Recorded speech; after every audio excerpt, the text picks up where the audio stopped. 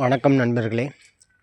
நம்ம கொய்யா இலைகளை இந்த மாதிரி மரம் பெருசாக விடாமல் என்ன செய்றீங்கன்னா, இந்த மாதிரி துளிர்களை நம்ம அப்பப்போ ஒடிச்சு விடணும். இப்போ இந்த துளிர் இருக்குன்னா இதுக்கெல்லாம் நம்ம அப்படி கிள்ளி விட்டுறணும்.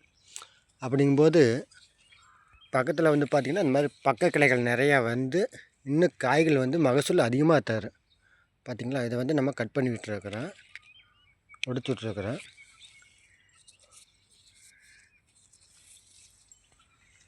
தெரியுதுங்களா, இதை நம்ம ஒடிச்சு விட்டுட்டோம்.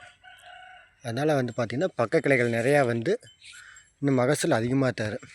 பாருங்க காய்கள். ஆனால் செடிகள் சின்னது தான், ஆனால் மகசூல் நல்லா இருக்கும்.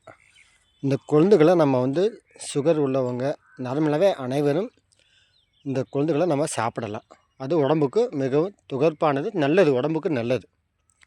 Okay friends.